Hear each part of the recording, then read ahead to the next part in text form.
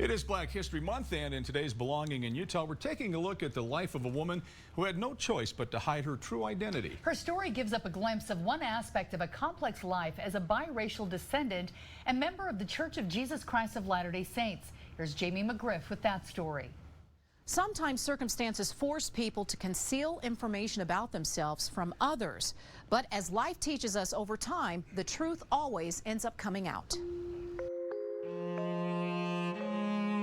When it comes to someone's ancestral past, there are people who, for various reasons, tried skipping over life chapters about their true racial history and keeping it under wraps. Racial passing is kind of, some people could have done it for safety and protection, but other people could have done it to distance themselves from being known as Black. As time would reveal, it happened everywhere, and here in Utah. This woman's story is just one example. Her name was ArLene Ables Lynn. She is a descendant of Elijah Ables, who was the first Black man to receive the LDS priesthood in 1830. Information on her life can be found on a website called Century of Black Mormons. It's an ever-growing database powered by the University of Utah's J. Willard Marriott Library.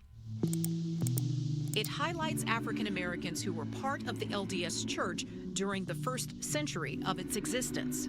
Roughly 2 years ago, I met Julia Huddleston, who researched ArLene's life and wrote up a profile for this database. She shared everything she could find, from birth date, birthplace, cities ArLene lived in, etc. In all census records, she's noted as white. Her father was Black, and he was listed in the census as being mixed race, and so he could not visually pass as white.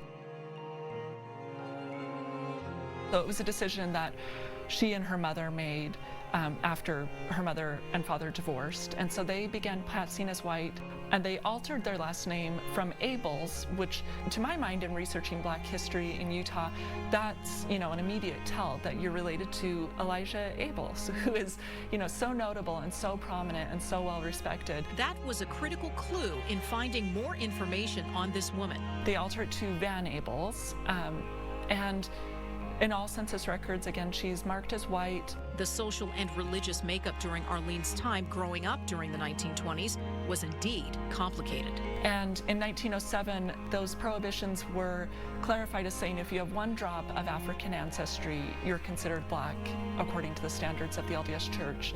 And this one drop law and rule is also common throughout the United States as a way of kind of policing those racial hierarchies, just reinforcing white supremacy in the United States, essentially, and racism in the United States. In order to survive and have a shot at a decent life, for ArLene meant telling a little white lie. ArLene lived in Ogden most of her life, worked for a telephone company, and married in the 1960s. Her husband was not a member of the church, and she didn't receive temple ordinances. But this is just one example of how seemingly everyday people have a backstory. Jamie McGriff, KUTV 2 News.